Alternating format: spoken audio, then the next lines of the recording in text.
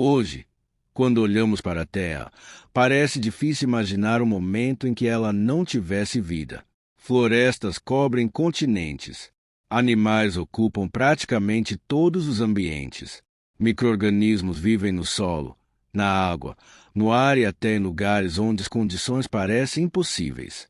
A própria atmosfera que respiramos foi profundamente transformada pela atividade dos seres vivos. Mas isso nem sempre foi assim. Houve um período em que a Terra era um planeta jovem, quente e extremamente diferente do mundo que conhecemos. Não havia árvores, não havia animais, não havia oceanos repletos de peixes, não havia sequer uma célula. E é justamente nesse mundo sem vida que começa uma das maiores histórias da história do planeta. Um planeta recém-nascido.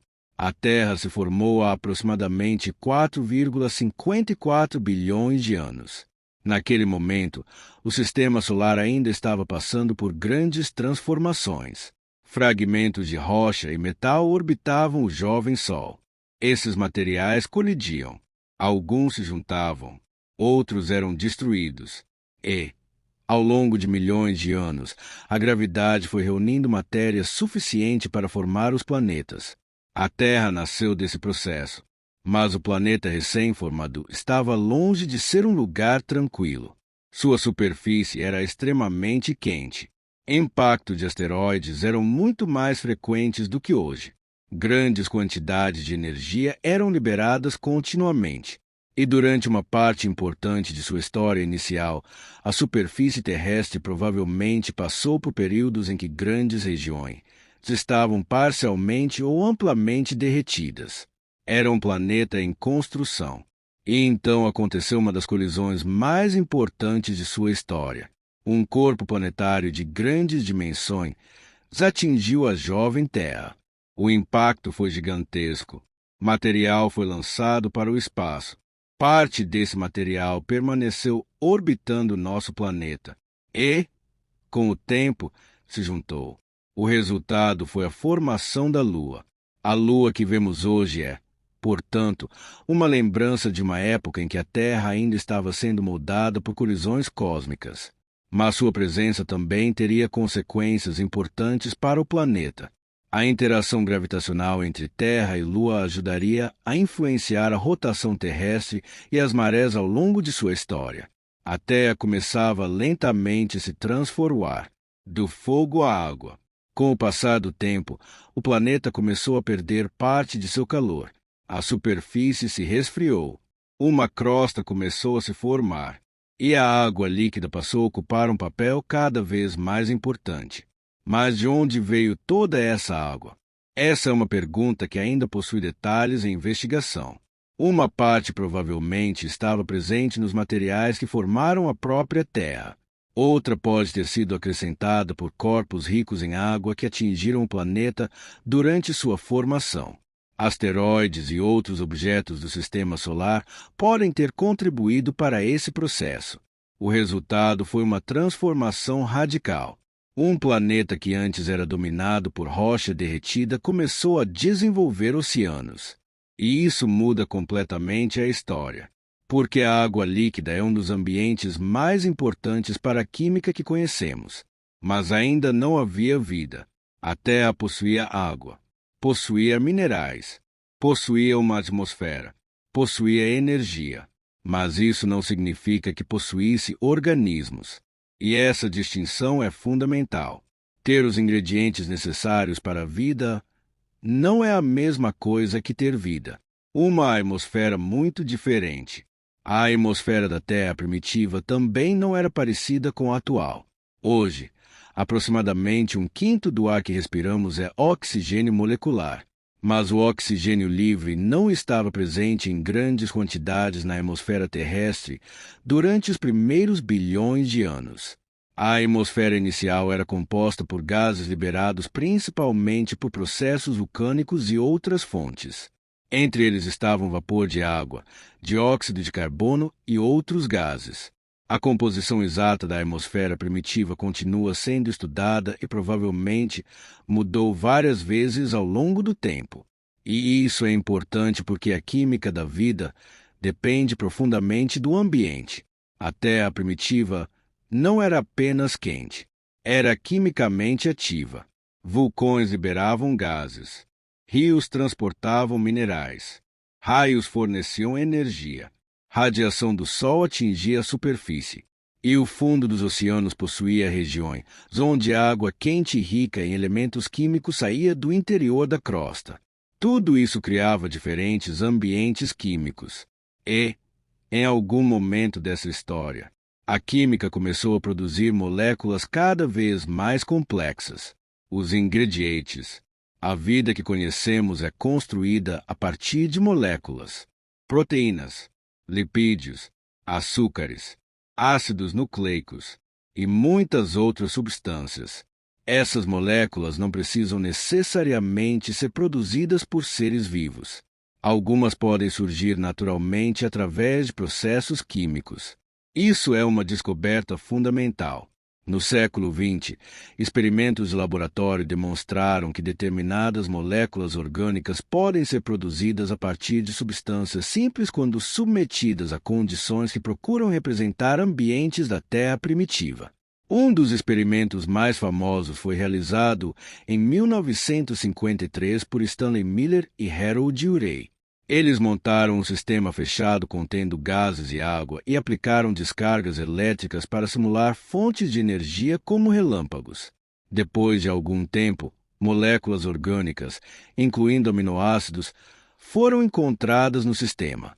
O experimento não criou vida, e isso precisa ficar muito claro. Ele demonstrou outra coisa. Alguns componentes químicos associados à vida podem surgir naturalmente em determinadas condições. Essa descoberta abriu uma enorme área de investigação. Se moléculas orgânicas podem surgir sem organismos, então talvez o começo da vida não tenha exigido que uma célula completa aparecesse de repente. Talvez tenha sido um processo gradual. Primeiro moléculas simples, depois moléculas mais complexas, depois sistemas químicos capazes de se organizar. E, em algum ponto, algo teria cruzado a fronteira entre química e biologia. Mas é exatamente aqui que encontramos o grande problema. Porque produzir moléculas orgânicas é uma coisa, produzir uma célula viva é outra completamente diferente. Uma célula precisa manter um ambiente interno. Precisa controlar o que entra e sai. Precisa armazenar informação. Precisa utilizar energia. E, acima de tudo, precisa conseguir se reproduzir de alguma maneira. Então a pergunta deixa de ser: como surgiram moléculas orgânicas? E passa a ser muito mais difícil. Como essas moléculas começaram a formar sistemas capazes de se manter e se reproduzir? Essa pergunta acompanha a ciência há décadas, e existem várias propostas. Algumas apontam para os oceanos, outras para fontes hidrotermais no fundo do mar, outras investigam ambientes rasos, minerais, ciclos de secagem e hidratação ou outras condições capazes de concentrar molécula se favorecer reações químicas. Nenhuma dessas hipóteses resolveu completamente o problema. E talvez essa seja a parte mais fascinante. Nós sabemos que a Terra ficou habitável. Sabemos que moléculas orgânicas podem surgir naturalmente. Sabemos que a vida apareceu relativamente cedo na história do planeta. Mas ainda não conseguimos observar diretamente o momento em que a primeira entidade verdadeiramente viva surgiu. Entre a Terra sem vida e a primeira vida, existe uma enorme lacuna, e é justamente dentro dessa lacuna que começa a nossa próxima etapa, porque talvez a resposta esteja em uma molécula extraordinariamente importante, uma molécula capaz de carregar informação, uma molécula que pode, em determinadas condições, participar de reações químicas, o RNA, e a hipótese de que ele pode ter desempenhado um papel fundamental no início da vida daria origem a uma das ideias mais fascinantes da ciência moderna, o mundo de RNA. A Terra já possuía água, minerais, fontes de energia e uma enorme variedade de moléculas. Mas ainda faltava resolver o problema central. Como uma coleção de moléculas poderia se transformar em algo capaz de armazenar informação, utilizar energia e produzir cópias de si mesmo? Uma das hipóteses mais estudadas pela ciência começa com uma molécula que ainda hoje está presente em todas as células conhecidas: o RNA. Uma molécula diferente. O RNA é uma molécula formada por uma sequência de unidades menores chamadas nucleotídeos.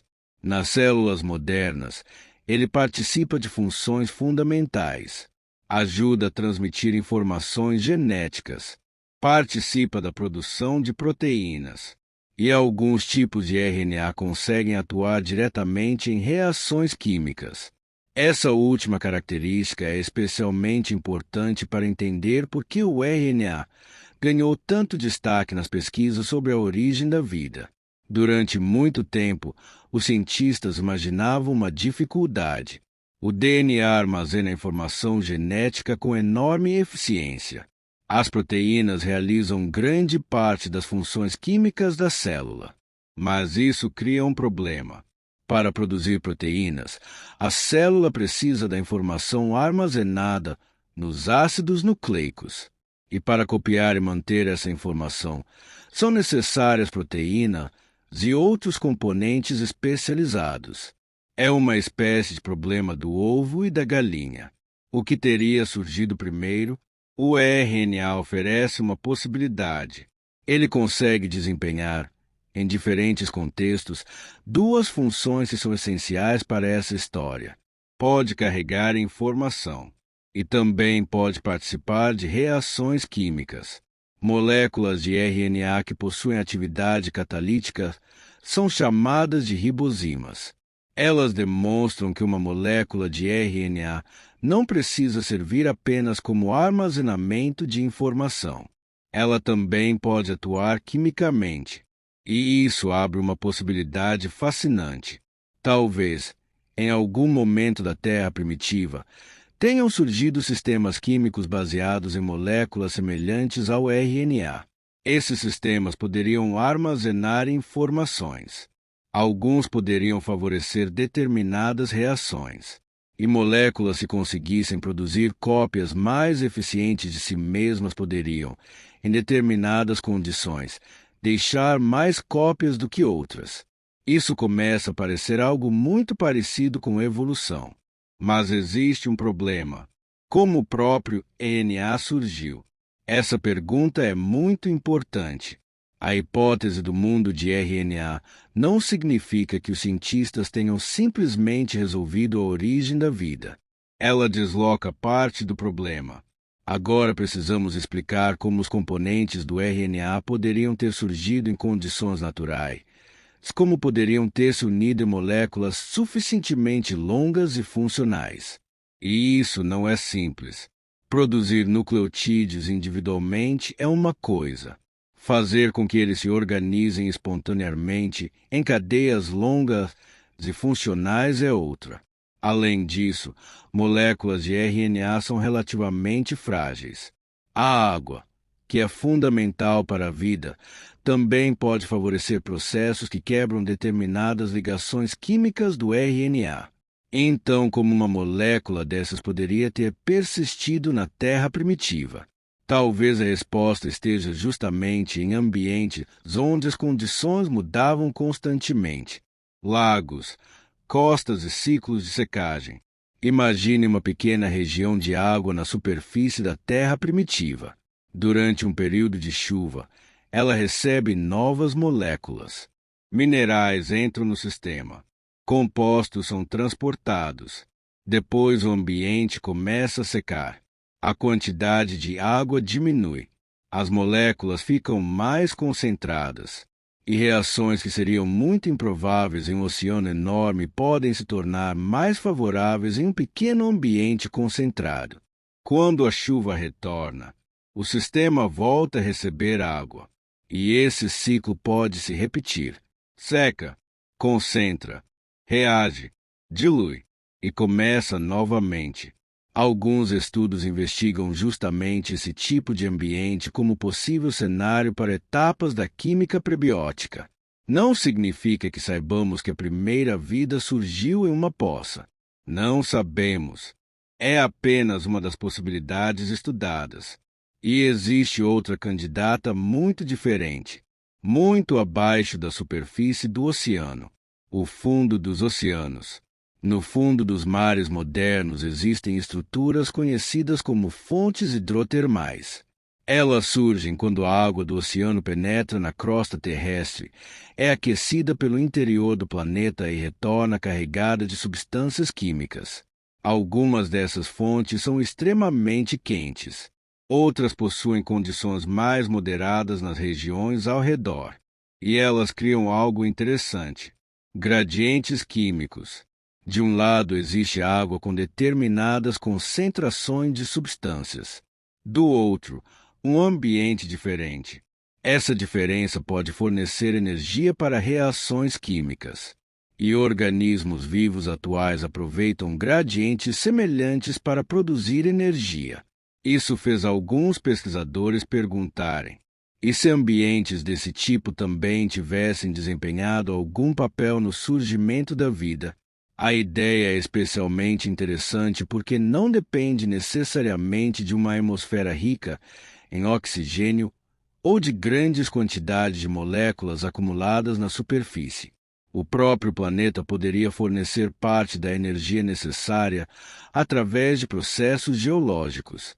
Mas, novamente, existe uma dificuldade. Encontrar um ambiente onde determinadas reações são possíveis não significa demonstrar que foi ali que a vida surgiu. A Terra primitiva possuía inúmeros ambientes diferentes: oceanos, costas, lagos, vulcões, minerais, gelo, fontes hidrotermais. É possível que mais de um ambiente tenha participado de diferentes etapas. Talvez a história não tenha acontecido em um único lugar. Uma coisa começa a mudar, independentemente do ambiente. Existe um momento que precisaria acontecer. Algum sistema químico teria que adquirir uma característica fundamental: a capacidade de produzir cópias com alguma variação. Se uma molécula produz uma cópia de si mesma e essa cópia é ligeiramente diferente, temos duas possibilidades. A alteração pode prejudicar o sistema, pode não fazer diferença, ou pode tornar aquela molécula mais eficiente em determinado ambiente. Se as cópias mais eficientes persistirem por mais tempo ou produzirem mais cópias, elas começam a se tornar mais comuns. Não é ainda uma célula moderna, não é um animal, não é uma planta, mas já existe algo fundamental: seleção. E é justamente esse mecanismo que permite que sistemas simples se tornem progressivamente mais complexos ao longo de enormes períodos de tempo. Mas ainda falta uma peça. Uma molécula que carrega informação e participa de reações não está necessariamente protegida. Ela precisa de um ambiente, precisa de alguma forma de separação, precisa conseguir manter determinadas substâncias próximas. E aqui surge outra grande ideia: as membranas. Talvez moléculas semelhantes a pequenas bolhas tenham começado a envolver conjuntos de compostos químicos. Do lado de fora, o ambiente; do lado de dentro, uma química diferente. E, pela primeira vez, um sistema poderia começar a possuir algo parecido com o interior. Isso mudaria tudo, porque uma vez que existe uma fronteira entre dentro e fora, a evolução pode trabalhar não apenas sobre moléculas isoladas, pode trabalhar sobre sistemas inteiros. Mas como essas primeiras membranas poderiam ter surgido? E como moléculas de informação, reações químicas e uma membrana poderiam ter se reunido no mesmo lugar? Essa é outra parte do grande quebra-cabeça. E é aqui que a história começa a se aproximar de algo que podemos reconhecer: a primeira célula. Ainda não sabemos exatamente como ela surgiu, mas sabemos que, quando as primeiras células apareceram, a Terra havia atravessado uma transformação extraordinária. Um planeta que começou como um mundo extremamente quente e violento agora possuía sistemas capazes de manter sua própria química. E em algum momento, provavelmente há mais de 3,5 bilhões de anos, organismos já estavam presentes na Terra. As evidências mais antigas são debatidas em alguns casos, mas rochas muito antigas preservam estrutura e sinais químicos que são compatíveis com a atividade biológica. A vida já estava aqui, e a partir desse momento, a história deixa de ser apenas sobre a origem. Começa a ser sobre evolução, porque aqueles primeiros organismos seriam extremamente simples, mas permaneceriam por bilhões de anos. E, pouco a pouco, transformariam o planeta inteiro. Em algum momento da história da Terra, a química deixou de acontecer apenas entre moléculas dispersas pelo ambiente. Surgiram sistemas capazes de manter uma organização interna. Ainda não eram organismos parecidos com qualquer coisa que conhecemos hoje, mas já existia uma característica decisiva: um limite entre o interior e o exterior. E essa fronteira mudaria a história do planeta.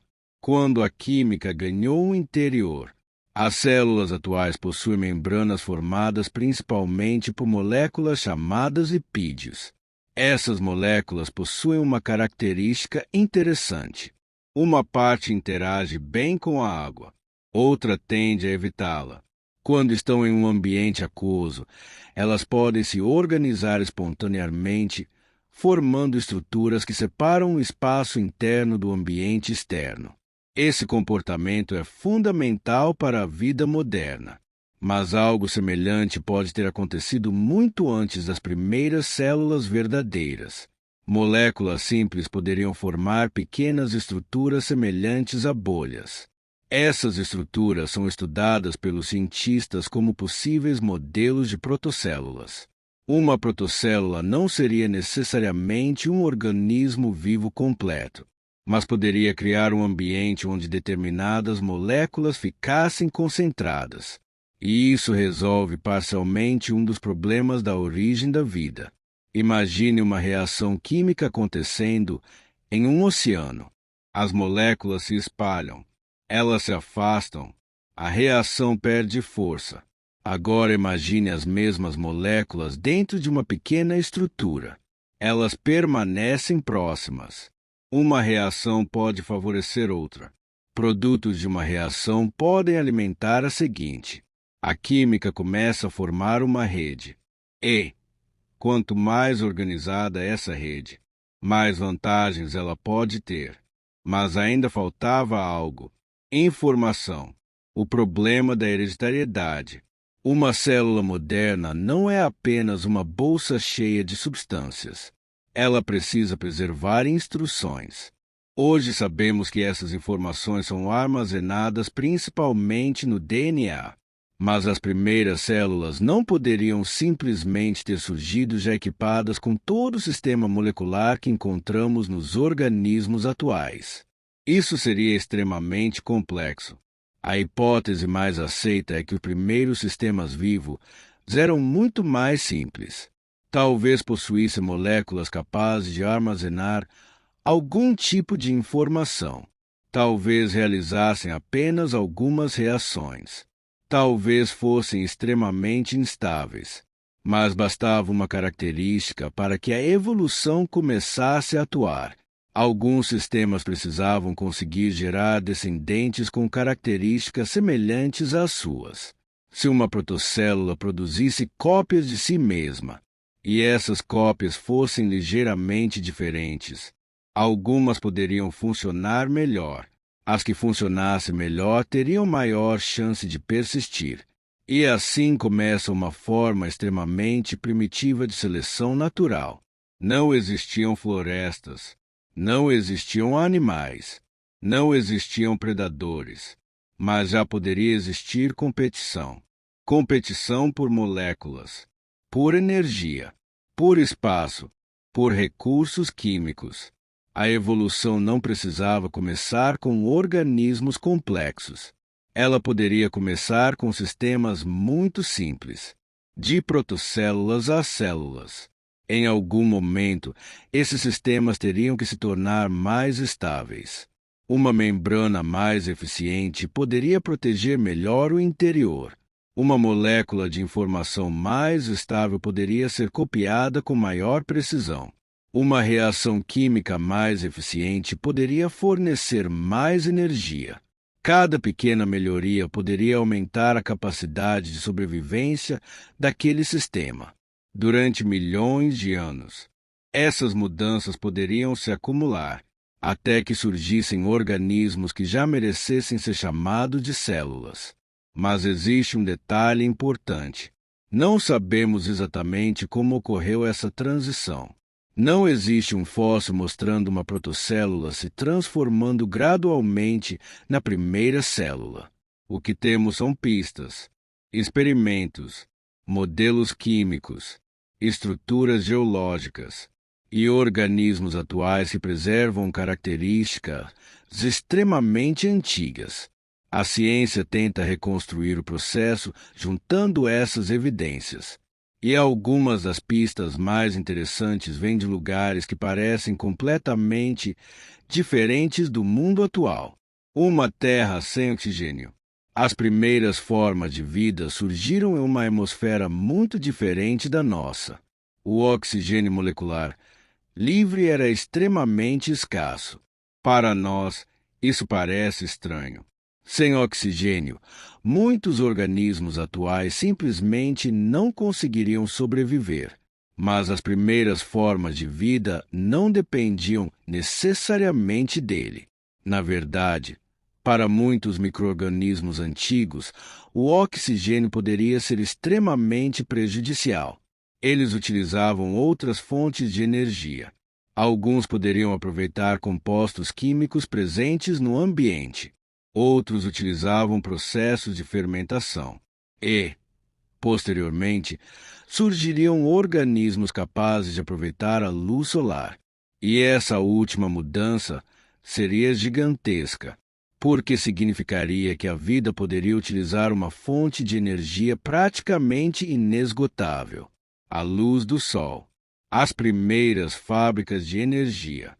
Alguns organismos desenvolveram formas de utilizar a luz para produzir energia química.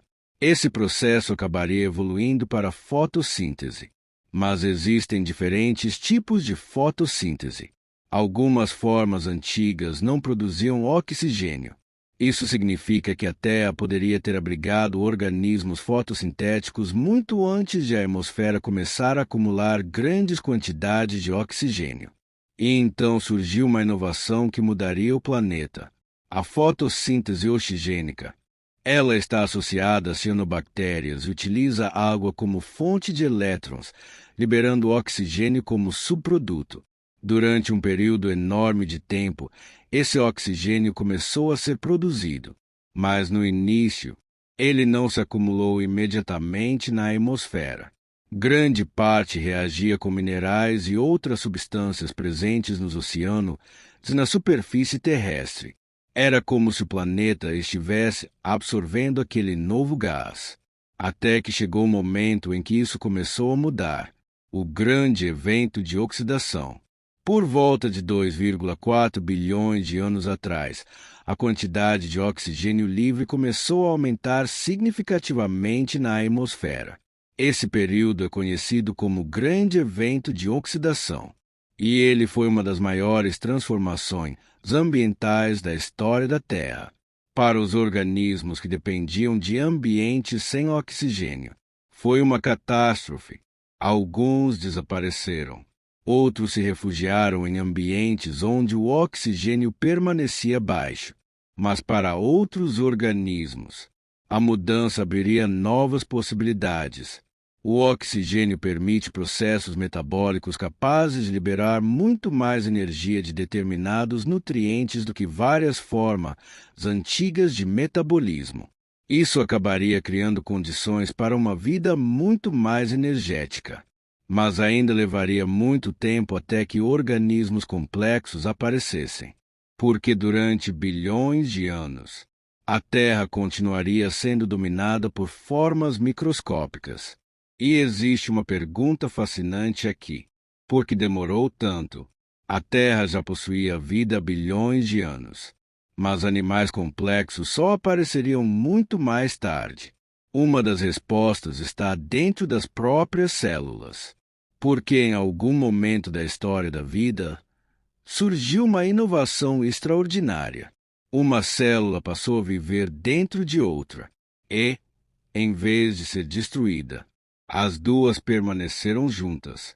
Essa parceria daria origem a uma das estruturas mais importantes da vida moderna, a mitocôndria. E sua história começa com um acontecimento que parece quase impossível. Uma célula engoliu outra e não a digeriu. Durante bilhões de anos, a vida na Terra foi dominada por organismos microscópicos.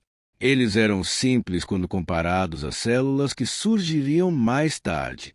Mas simplicidade não significa ausência de evolução. Ao longo de um período imenso, esses organismos foram desenvolvendo novas formas de obter energia, copiar informações e sobreviver em ambientes diferentes. E então aconteceu algo que mudaria para sempre a história da vida. Uma célula incorporou outra, mas, em vez de destruí-la, as duas permaneceram juntas. Uma parceria inesperada. Hoje, praticamente todos os animais, plantas, fungos e muitos outros organismos possuem células complexas chamadas eucarióticas.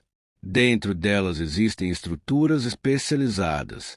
Uma das mais importantes é a mitocôndria. A mitocôndria é responsável por grande parte da produção de energia das células modernas. Mas existe uma característica curiosa. Ela possui seu próprio DNA. E isso chamou a atenção dos cientistas. Se a mitocôndria fosse simplesmente uma estrutura que surgiu dentro de uma célula, seria difícil explicar por que ela possui características tão semelhantes às de certos micro-organismos. A explicação mais aceita é conhecida como teoria da endossimbiose. A ideia é que, há mais de 1 bilhão de anos, uma célula ancestral incorporou uma bactéria. Normalmente, uma célula que engloba outra poderia simplesmente digeri-la. Mas naquele caso, isso não aconteceu.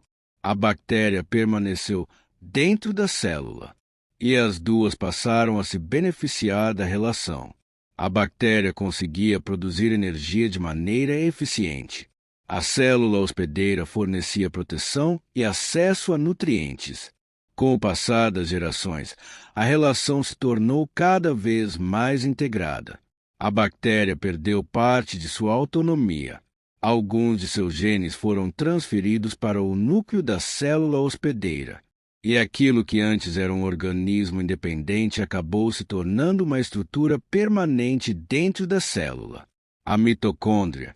Isso significa que, de certa maneira, cada célula do nosso corpo carrega dentro dela o resultado de uma antiga parceria entre organismos que um dia foram independentes. E essa parceria teve consequências gigantescas. Mais energia. Uma célula eucariótica poderia utilizar mecanismos muito mais eficientes para produzir energia. Isso não significa que a endossimbiose tenha sido a única condição necessária para o surgimento da vida complexa, mas forneceu uma capacidade energética que se tornou extremamente importante. Com mais energia disponível, as células poderiam sustentar estruturas maiores e mais complexas. E isso abriu possibilidades que organismos muito mais simples tinham dificuldade de alcançar. Mas ainda havia outro passo. Algumas células começaram a incorporar outras estruturas. Em um grupo ancestral de eucariotos, uma célula incorporou uma bactéria fotossintética. Essa bactéria acabou dando origem aos cloroplastos encontrados nas plantas e nas algas. Mais uma vez, uma antiga célula que poderia ter sido destruída acabou se tornando parte permanente de outra. A vida estava começando a construir complexidade através da cooperação. A vida não precisava ser solitária.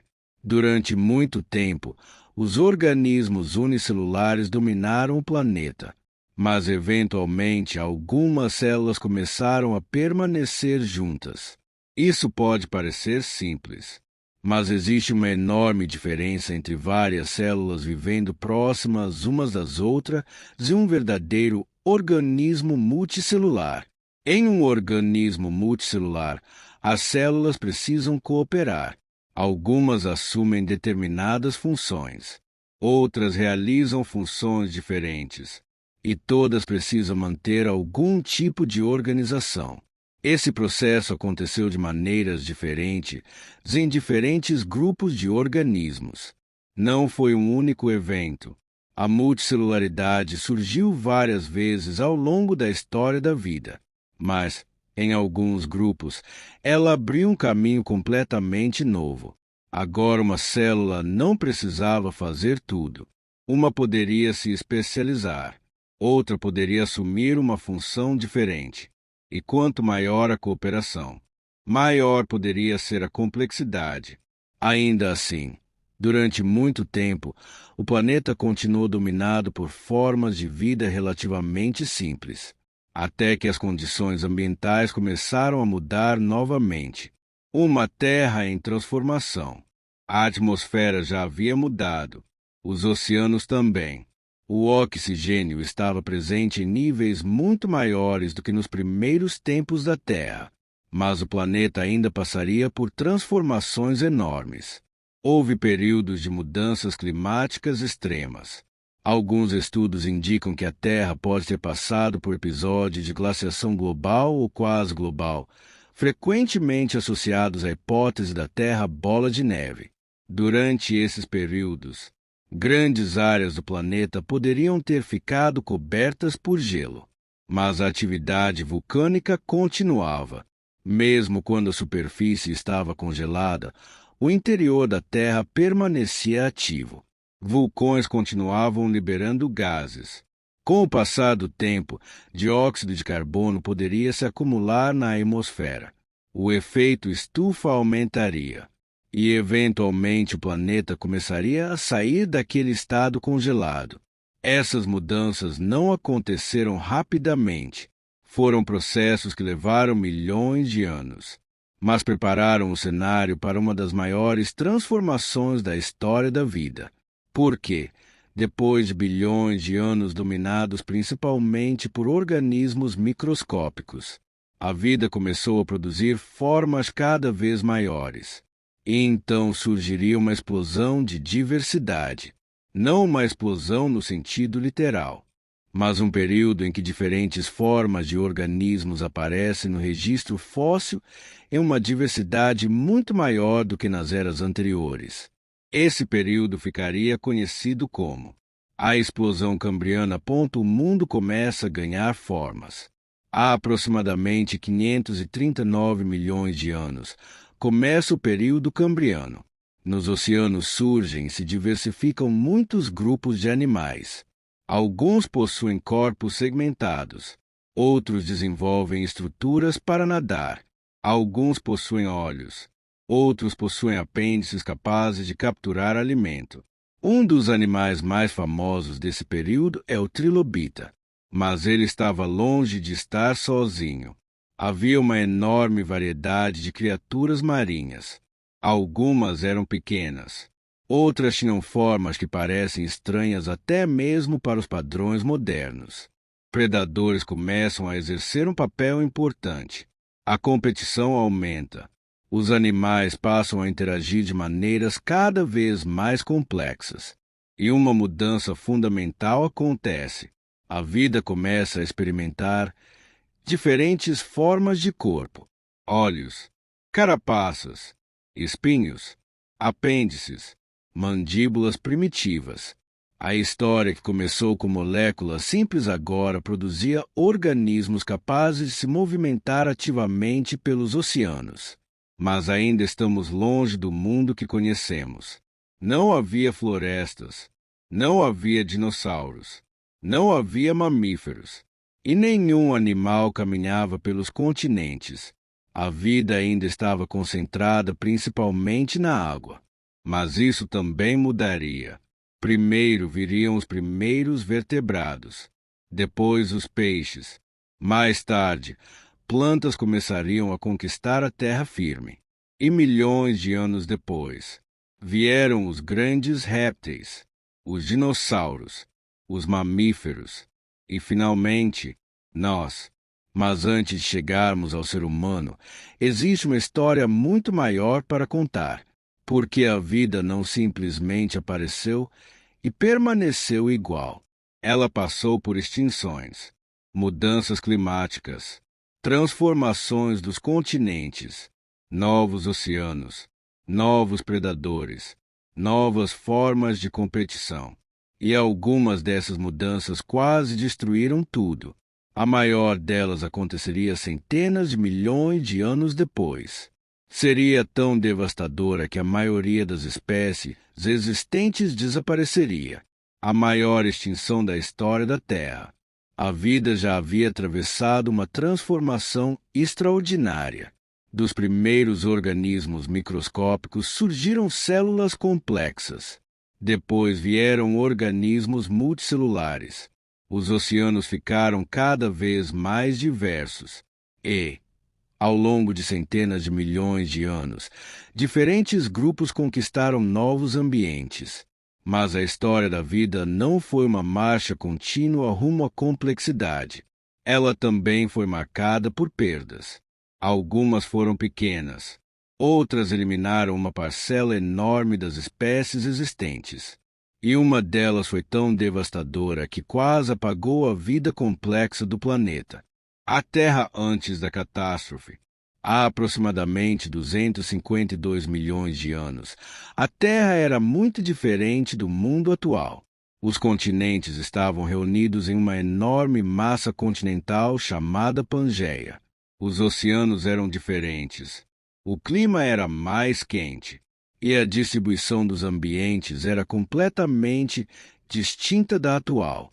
Nos mares existiam diversos grupos de animais. Na terra firme havia florestas, répteis e outros organismos que haviam evoluído ao longo de milhões de anos. A vida estava estabelecida. Então começou uma transformação gigantesca. Na região que hoje corresponde principalmente à Sibéria, enormes quantidades de magma começaram a atravessar a crosta terrestre. Não se tratava de uma erupção isolada. Foram eventos vulcânicos de escala continental. Durante um período prolongado, lava e gases foram liberados em quantidades extraordinárias. E isso alterou profundamente o ambiente. Um planeta ficando mais quente. Entre os gases liberados estavam grandes quantidades de dióxido de carbono. Outros compostos também foram lançados na atmosfera. O resultado foi um intenso aquecimento global. A temperatura média do planeta aumentou.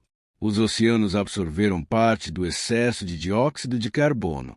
Isso contribuiu para a acidificação dos oceanos. E havia outro problema. À medida que a água do mar ficava mais quente, sua capacidade de manter grandes quantidades de oxigênio dissolvido diminuía. Regiões dos oceanos começaram a ficar pobres em oxigênio.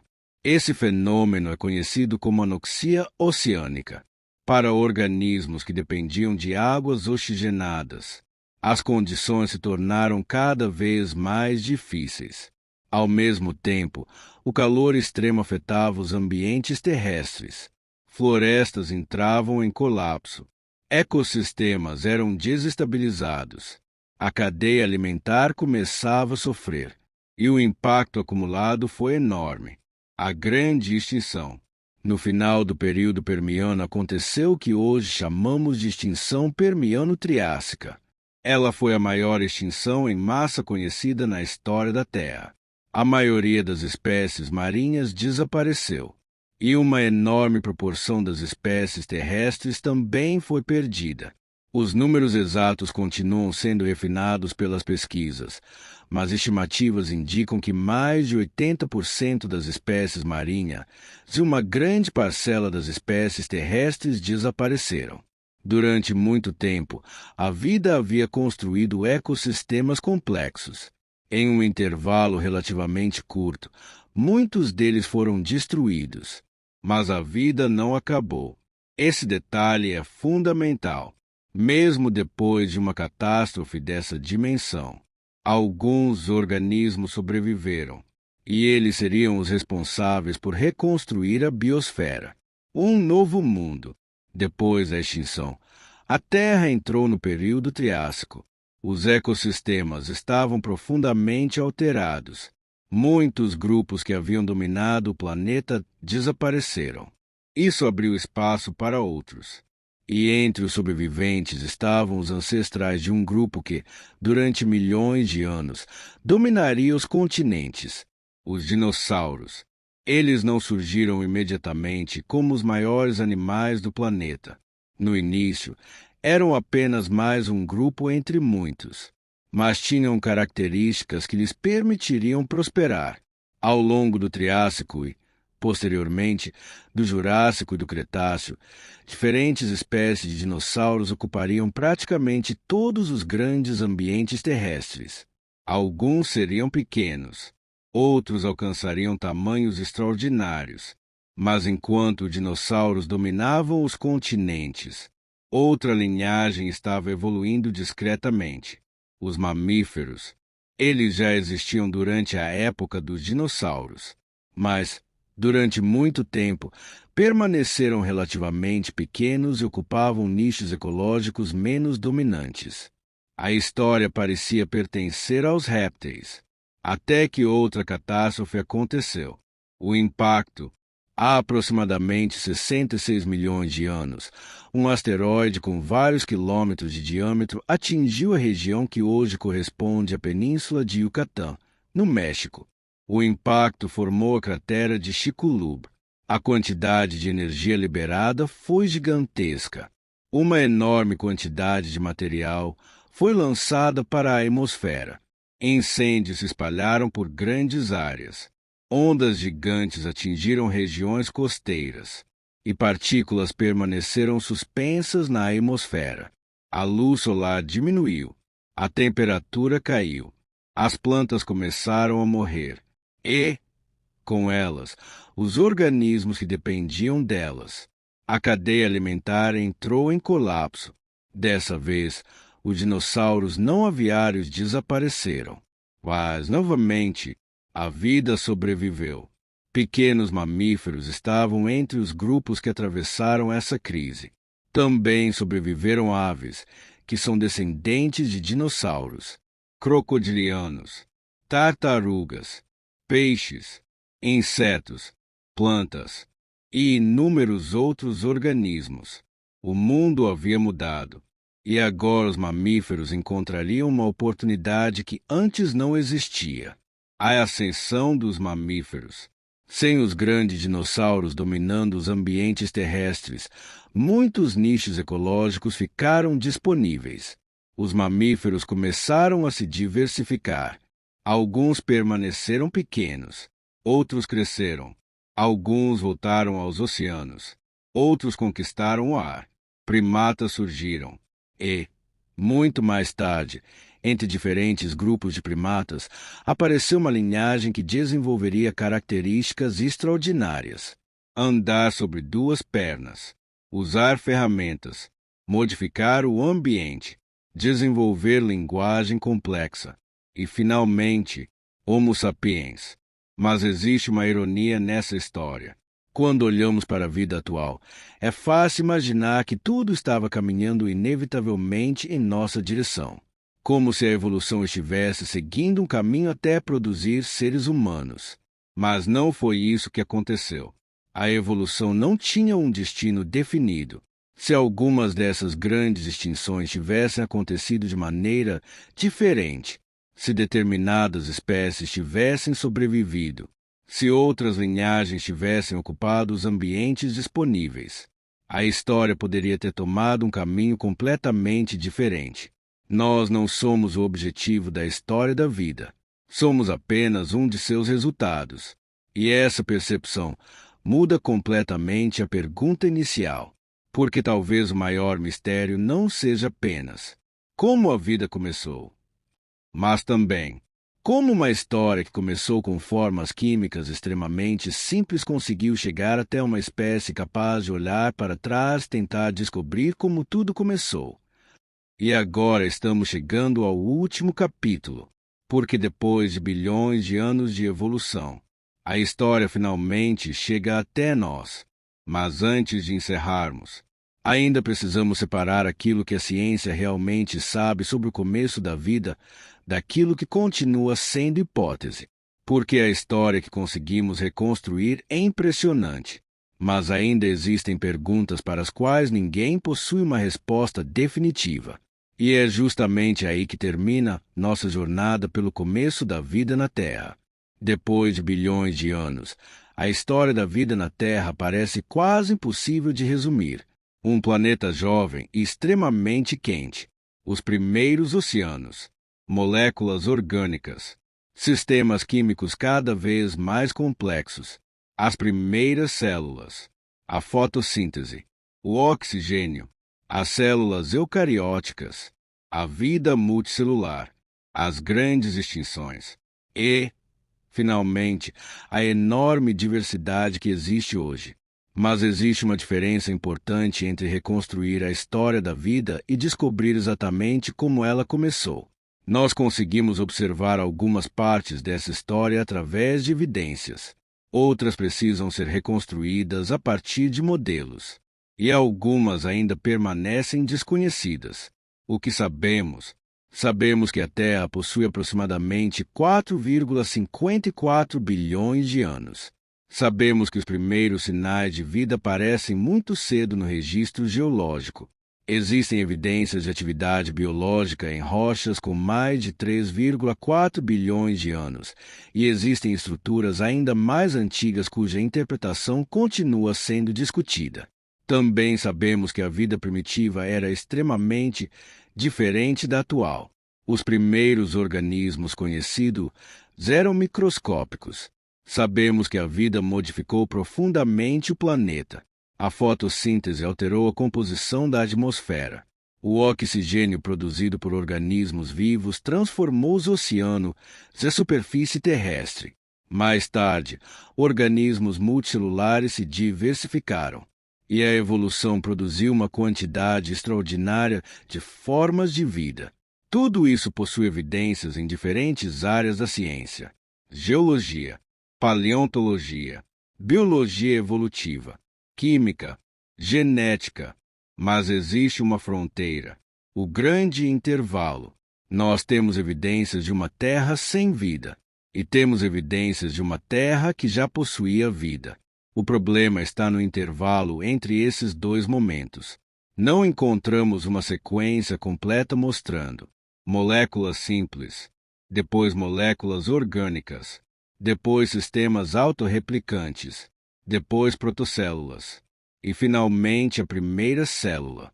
Essa sequência é uma reconstrução possível, mas ainda não sabemos exatamente como aconteceu. Por isso existem diferentes hipóteses. O mundo de RNA. Uma delas propõe que moléculas semelhantes ao RNA tiveram um papel central.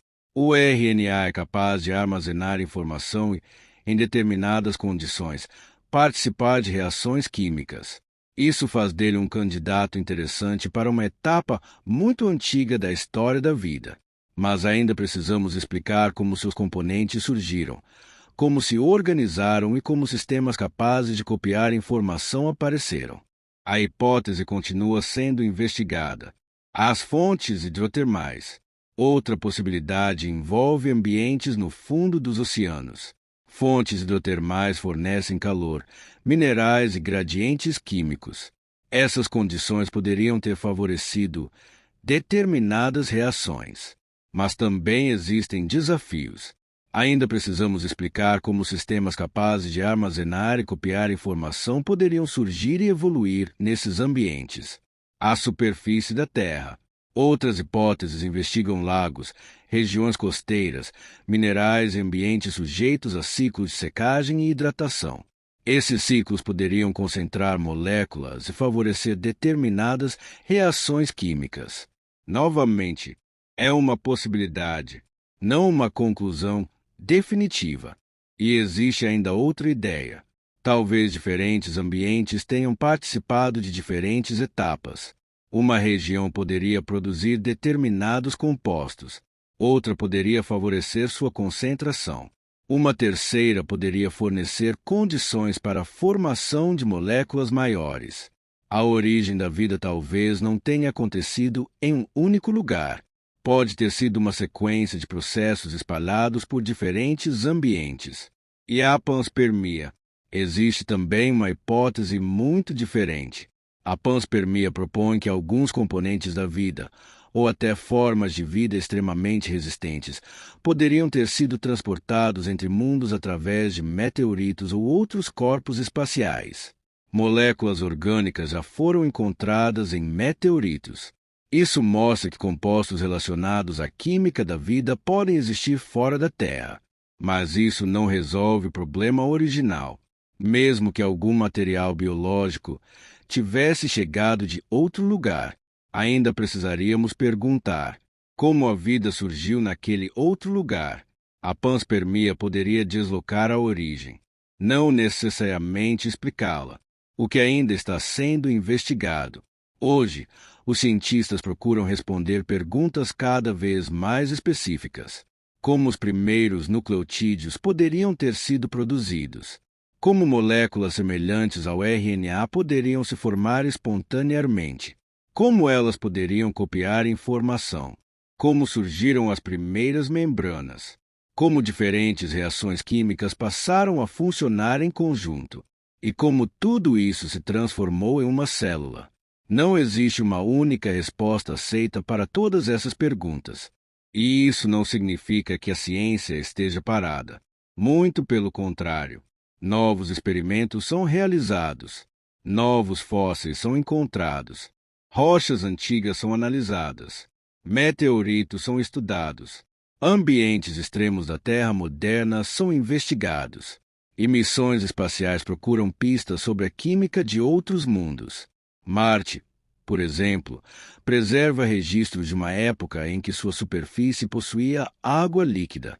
As luas de Júpiter e Saturno também despertam enorme interesse porque algumas podem possuir oceanos subterrâneos. Se encontrássemos sinais independentes de vida fora da Terra, a pergunta sobre a origem da vida ganharia uma dimensão completamente nova, porque poderíamos descobrir se a vida é um fenômeno extremamente raro, ou se pode surgir sempre que determinadas condições aparecem. Uma história ainda incompleta. Talvez essa seja a parte mais interessante de tudo. Nós conseguimos voltar bilhões de anos no passado usando evidências. Conseguimos reconstruir continentes que desapareceram. Conseguimos identificar organismos que viveram antes dos dinossauros. Conseguimos descobrir como a atmosfera mudou. Conseguimos acompanhar grandes etapas da evolução. Mas quando chegamos ao primeiro passo, a imagem fica incompleta. É como encontrar um livro gigantesco cujo primeiro capítulo foi parcialmente destruído. Temos algumas páginas, alguns fragmentos, algumas palavras, e tentamos reconstruir a história. Mas ainda existem páginas faltando, e talvez uma descoberta futura mude completamente nossa compreensão sobre elas, do primeiro organismo até nós. Independentemente de qual hipótese esteja mais próxima da realidade, existe algo que sabemos com certeza. A vida não permaneceu parada. Durante bilhões de anos, organismos surgiram, desapareceram e se transformaram. Alguns sobreviveram a mudanças ambientais. Outros foram eliminados. Alguns desenvolveram novas formas de obter energia. Outros passaram a cooperar. Alguns conquistaram novos ambientes. A vida transformou a própria Terra. E a Terra, por sua vez, continuou transformando a vida. É uma relação que permanece acontecendo. Hoje existem bilhões de seres humanos, mas somos apenas uma pequena parte da diversidade existente. Bactérias continuam vivendo em ambientes que nenhum ser humano conseguiria suportar. Florestas continuam produzindo oxigênio. Oceanos continuam abrigando formas de vida que ainda conhecemos pouco. E novas espécies continuam sendo descobertas. A história que começou há bilhões de anos ainda não terminou. E talvez essa seja a melhor maneira de terminar. Não com uma resposta definitiva sobre como a vida surgiu, mas como uma constatação. Em algum momento da história da Terra, a matéria passou a fazer algo extraordinário. Passou a se organizar, a armazenar informação, a utilizar energia, a produzir cópias, a mudar, a evoluir. E bilhões de anos depois, uma dessas formas de vida desenvolveu a capacidade de olhar para o próprio passado.